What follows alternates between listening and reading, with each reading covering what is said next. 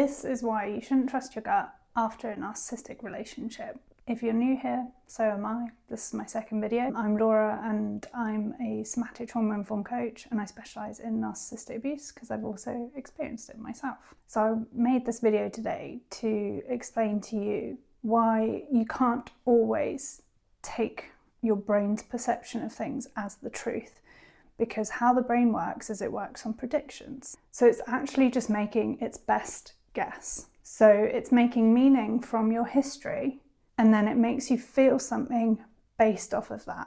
So what might feel like a gut instinct is just your brain categorizing your current experience based off your past experience, which is why your feelings can be misleading. For example, a study showed that judges were more likely to deny parole right before lunch because they mistakenly misinterpreted their hunger signals for a signal that there was something off about the prisoner. So your brain might treat certain signals as evidence about the world around you. Like when you're going no contact and you get an overwhelming urge to reach out, that's your brain operating in a similar way. Your brain is mistaking a familiar physical sensation as evidence that you miss your ex. But if you think about the pattern that you lived in, when your ex would give you the silent treatment and you felt really anxious and you craved them back again, you'd start chasing them. Every time he pulled away, you panicked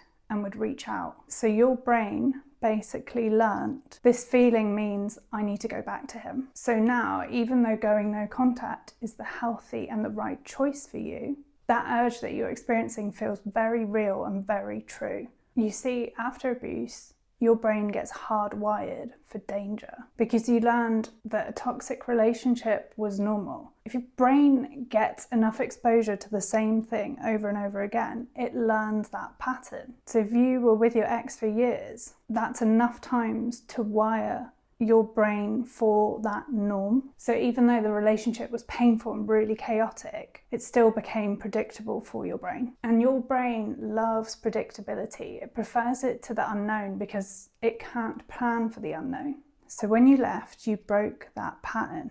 You went against your brain's prediction. And because it got wired to predicting abuse, and it hasn't had enough new data to predict safety, so it's got more data that predicts threat, your brain keeps sounding the alarm for danger even though you're perfectly safe and okay. This is why you might find yourself really anxious and mistrustful of people, like you're on edge because your brain's become like really hypervigilant around people because of that massive betrayal you went through. So because this pattern's been happening for a long time, you have to break it, because the more you act on your urges, the more you keep reinforcing that same pattern over and over again. So if you keep going back to your ex-narc and giving into that pull, giving into that urge, and living like being alone feels far worse than being with them, then you're basically telling your brain, you're confirming that your brain's prediction that you need to go back there is the right answer for you. This is why you can feel really stuck in your healing and like you're not making any progress, because to make progress, you have to basically go completely against your biology and what it's been doing habitually for a really long time. So breaking that pattern can feel really uncomfortable because it's new to your brain, it hasn't learnt it yet. And remember what I was saying, how like your brain doesn't like the unknown. So you have to do things enough times for it to become familiar. So here's how you can start breaking that pattern. You need to separate the sensation from the story you've been telling yourself. So when you notice a sensation, instead of immediately deciding what it means, get curious about it. Slow down and ask yourself, what physical sensations am I noticing in my body right now? Describe that feeling. Is it a tight chest? Is your breathing starting to get more shallow? Does it feel restricted? And just notice as much description around what these physical sensations are actually doing, but without creating any meaning. So you're just gathering information and really trying to slow your body down so it has enough time for your brain to realize that you're not actually in any physical danger.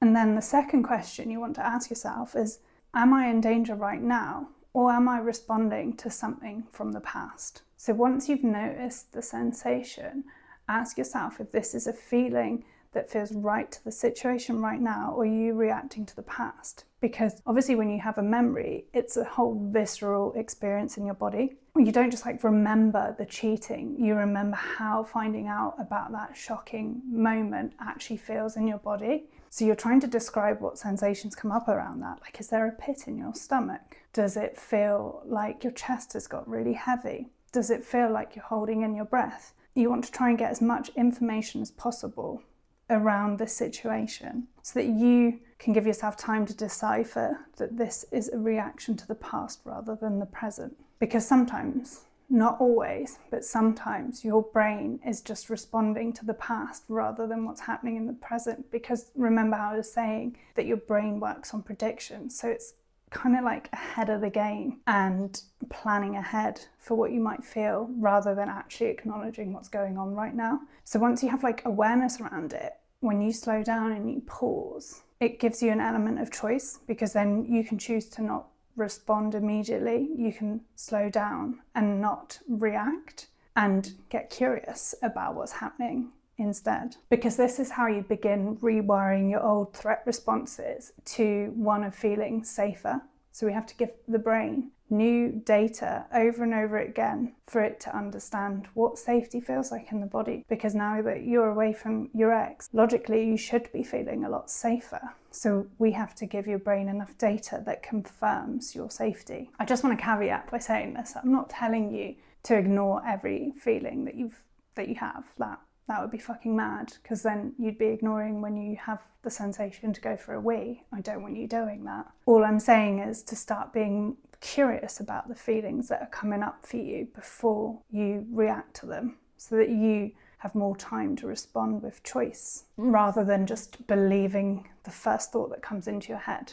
I also just want to say that none of this is your fault. Your brain is designed to do this. It's designed to protect you and keep you safe. So you're not doing anything wrong. Of course, it learnt to do all those things. And look how well it helped you cope and survive in that relationship with a terrible person for so long. So your brain has done a really good job. So I really want to say this with love, that none of the abuse was your fault, but the healing is your responsibility to take care of. And that's actually really empowering, because it shows that you're in charge. You can make the right choices for yourself. And you're the one that can give your brain a new pattern to learn. So start slowing down, taking pauses, and being more curious instead of reactive. That's how you'll start rewiring your responses. The most powerful thing you can do after narcissistic abuse is to start learning how to read your body's signals. That way you can start to learn the difference between a warning from the present and an echo from the past. And if you want some practical ideas on how to start trusting yourself again, I'll link my free boundary blueprint in the description below, because it's got examples and easy exercises for you to try so you can start putting everything you've learned today into practice. If you found this video helpful, please share it with someone that you think needs to hear this today.